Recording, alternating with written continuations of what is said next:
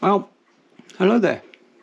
This is my cycle computer and light system. This is everything is made from Garmin. This is the Garmin rear facing radar. This is the headlight, and this is a cycle computer navigation unit. Now, there's a little blue light flashing on each of these two lights here that indicates that it's connected to my cycle computer. Now, this forms a network. So as soon as I turn my cycle computer on, my lights will turn on. So I'm just going to turn this over because that red light is extremely bright, and I don't want to blind you. So turn the computer on. There's a button on the side. It's under this cover. So just press that button, and it will turn the computer on. And automatically the light should come on. Give it a few minutes to get it to sort itself out. There you go. There's the headlight on, and there's the rear facing radar is on, and the headlight is on. Now, to check this out, you can go into settings, press the three little lines there, the three straight lines, go to sensors, that button there, and there we are. I don't know if you can see that, but that says lights. Click on lights, and it will tell you that the headlight battery is 3/4 full, and the tail light is 3/4 full. You can go to the headlight sensor. It's now on light mode automatic, and it is the light beams have powered up, and we could test the lights individually if you wanted to. So testing the headlight, testing the tail light was the top line, and testing the headlight. There we go. So that's it. Come out of that, and they should both go off. Back to normal flashing mode. That's it. That's all I have to do to turn my lights on. It's just to turn the cycle computer on. Obviously, you have to keep an eye on the battery levels on these lights and charge them. But simply charging them doesn't affect the connectivity between the cycle computer. So when there's I don't know if you can see, but there's a little light center on top of this computer screen. So as the light levels drop, these lights change their flashing pattern. This is on daytime flash. As it gets darker, the flashing will change patterns. It will give you a slightly stronger strobing effect. And if it gets even darker, then the lights change to evening running, which is full beam, front and rear. And if it gets even darker, it will go on to full beam, front and rear. Now the rear light here, when it detects a car coming up behind you, a tiny dot will appear in the corner of the screen. Now if that dot is coming up very fast, the edges of the screen turn red to indicate that the car is coming up behind you very fast. And you can get 3 or 4 cars approaching. As the dot reaches the top of the screen, this indicates how close the car is coming behind you. See, I've created a shadow, so that's why the lights come on. As the car gets closer and closer, so the dot travels up the screen. And one of the downsides is, of course, as the car reaches the same speed as you, the radar can't see it anymore because it's not moving in relation to you, so it doesn't recognize it anymore. And I've had a few false negatives where I've had birds fly behind me, and that's told me that there's a car. But say I have my mirror and I look back anyway. So we'll stop it there. I shall take these lights out the way because they're blinding, and I shall show you some of the other features of this cycle computer. That's the lights removed, and what I'm going to show you now is how to set the navigation. Now on my iPad I have a program called Commute, which I can navigate, program in a navigational route for my bike, whether it be road bike or off-road bike. Now I have Commute is also Commute is also downloaded onto this cycle computer. Now, hitting the IQ button, this takes me into the screen where my commute app is on here. Click on that, and it will download my profile from my iPad automatically using the Wi-Fi that's indoors here. So what it will do is it will tell me my route from the garage that I did the other day. That tells me my little route, and it says available offline. So I'm going to click on that. Now that will save that. That will save that to my cycle computer, so I can view that offline.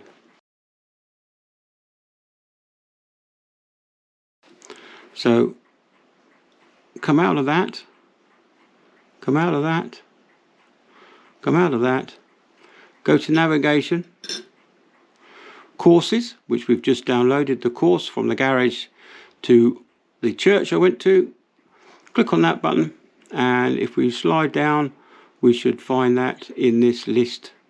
There we go, garage to Priory Church. Click on that.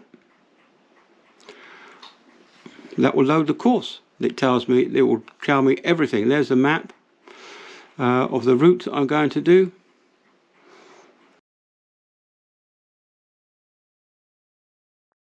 Come back from that. Come back from that. Come back from that. Go back to the main screen. There we go. There's Prometheus, which is the name of my mountain bike. And there we are. That's back onto the main screen. Scrolling left and right gives you different screens to look at. There's my navigational route.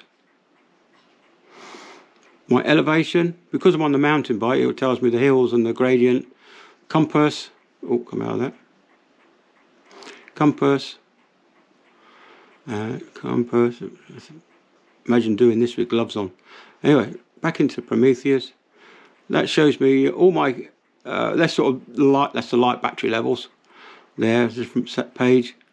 This is my cadence, my timer, elapsed time, speed, average speed, elevation, gradient, time of day. Scroll back past the compass, elevation, map, and come back to the main screen here. Now I got caught out once with the sunset.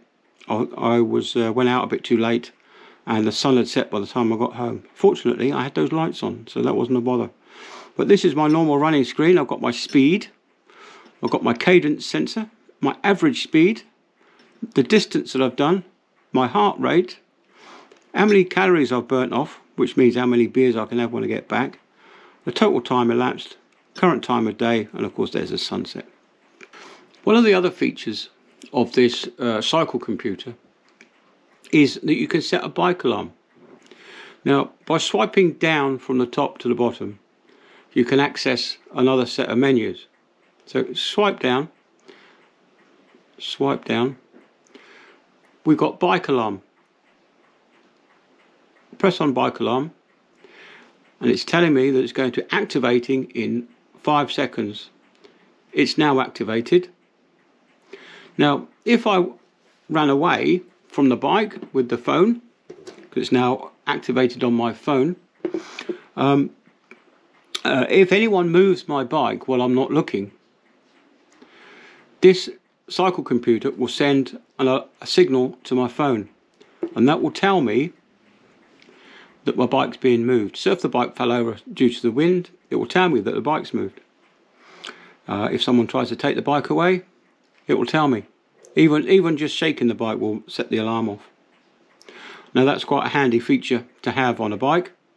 And of course, I can turn the bike alarm off here by turning the bike alarm off, and that's reset the bike alarm on the cycle computer. Stroking down again, we get to more menus. There we are, I'm back on the main screen. I'm pretty sure, maybe you can see it, I don't know. It's very difficult to tell from this angle that I'm looking at. Can't really see the camera screen. But anyway, this is the main menu. Back here.